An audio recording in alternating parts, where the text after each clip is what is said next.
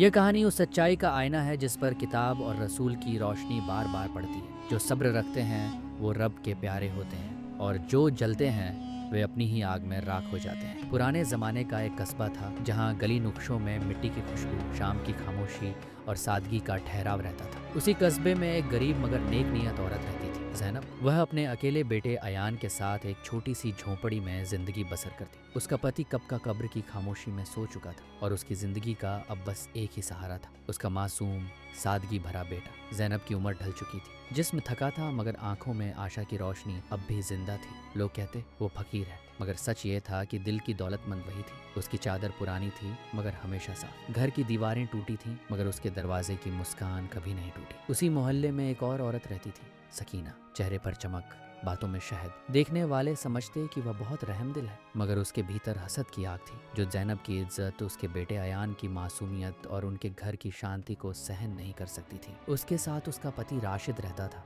देखने में शरीफ लेकिन पत्नी की चालबाजियों का साथी। जब भी लोग जैनब की भलाई की तारीफ करते, सकीना का दिल जल उठता। वह नकली मुस्कान पहनकर जैनब के घर आती, मीठी बातें करती मगर दिल में कांटे छुपा लेती। मोहल्ले की बूढ़ी औरतें हाजरा और सफिया अक्सर कहती, हर चमक रोशनी नहीं होती। एक गर्म दोपहर थी, गलियां शांत थी। उसी वक्त एक अनजान मुसाफिर आया, दाढ़ी सफेद, कपड़े सादे, हाथ में लाठी और कंधे पर पुराना झोला। उसकी आंखों में तलब नहीं बल्कि नूर था। वह मस्जिद के किनारे बैठ गया, बेचैनी से नहीं बल्कि सब्र और जिक्र में डूबा हुआ। कुछ लोगों ने उसे देखा, कुछ ने नजरअंदाज किया, मगर किसी में हिम्मत नहीं हुई उसके पास बैठने की। उस समय जैनब अपने घर से निकली, हाथ में मिट्टी की एक थाली जिसमें थोड़ा सा रोटा और एक कटोरी दाल थी। अयान बोला, अम्मी अगर हम खा लेते तो पेट भर जाता, अगर वो भूखे हुए तो। जैनब ने बेटे के सिर पर हाथ रखा, बेटा रब के नाम पर दिया हुआ कभी कम नहीं होता। दोनों मुसाफिर बाबा यूसुफ के पास पहुंचे। जैनब ने झुके लहजे में कहा, बाबा थोड़ा सा खाना है, कबूल कर लीजिए। बाबा यूसुफ ने दुआ दी,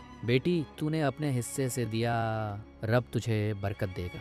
सकीना खिड़की से सब देख रही थी। उसने घृणा से कहा, बस दिखावा है, एक टुकड़ा रोटी देकर फरिश्ते बन जाते हैं। वह बाहर आई, नकली मुस्कान के साथ बोली, बाबा हमारे घर आइए, हमारे यहाँ खाने पीने की कोई कमी नहीं। लेकिन बाबा यूसुफ ने उसकी तरफ देखा भी नहीं। उन्होंने जैनब की थाली की ओर इशारा किया, दौलत दिल से दी जाती है, दिखावे से नहीं।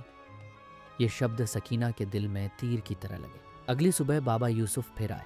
उन्होंने अपनी झोली से एक पुराना सा मिट्टी का मटका निकाला और जैनब को दिया, बेटी इसे संभाल कर रखना, तेरी नीयत साफ रहेगी तो ये खत्म नहीं होगा, लेकिन लालच आया तो बरकत छिन जाएगी। जैनब और अयान ने उसमें दाल रखी। शाम तक दाल ताजी और गर्म रही। अगले दिन आटा डाला, रोटियां टूटी बांटी, फिर भी खत्म न हुई। धीरे धीरे कस्बे में खबर फैली, जैनब के यहाँ बरकत उतर आई है। इमरान और फरीद जैसे पड़ोसी रोज मदद लेने आते। हर आंगन में शोर था, वहाँ खाना कभी खत्म नहीं होता। सकीना का दिल और जलने लगा। सकीना ने कहा, राशिद वो मटका हमें चाहिए, वो हमारे घर आए तो हम भी मशहूर हो जाएंगे। राशिद ने पहले झिझक दिखाई, अगर पकड़े गए तो बदनामी होगी, मगर हसद ज्यादा तगड़ा था। रात के अंधेरे में दोनों जैनब के घर घुसे और मटका उठा ले गए। जैसे ही उन्होंने मटका छुआ, उनके दिल पर भारीपन उतर आया।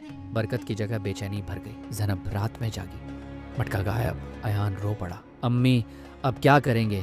जैनब ने उसे सीने से लगाया, बेटा जिसने दिया वही वापस देगा, नेमतें चुराने वाले चैन नहीं पाते। सुबह मोहल्ले में हलचल थी। कुछ ने कहा बरकत का मटका खुद उड़ गया होगा, कुछ ने कहा सब झूठ था। सकीना ने मौका देखा और लोगों के दिलों में जहर घोला, ये सब जादू टोना है। उसने अपने पति राशिद से मिलकर ताबीज और हड्डियां लाकर जैनब के घर के पास गिरवा दी। सुबह जैसे ही महिलाएं आईं, नसीम, कमर और दूसरे लोग चीखे, ये देखो टोना करती है ये। भीड़ इकट्ठा हो गई, सब उसे घेरने लगे। जैनब ने कहा, रब गवाह है, ना मैंने टोना किया ना जादू, जो मिला बांटा, यही मेरी खुशी है। कुछ ने माना, कुछ ने शक किया, कुछ सकीना की मिट्टी की गुड़िया बने रहे। कई दिनों तक जैनब और अयान अकेले पड़ गए, लेकिन दोनों सब्र करते रहे। रात भर दुआ करते, रब तू सच्चाई का रखवाला है। एक शाम बाबा यूसुफ फिर लौटे, उनके चेहरे पर और ज्यादा नूर था। उन्होंने एक दूसरा बर्तन जैनब को दिया, बेटी सब्र करने वालों पर रहमत उतरती है। ये बर्तन तेरी नीयत देखेगा, तेरी मोहब्बत, तेरी सच्चाई।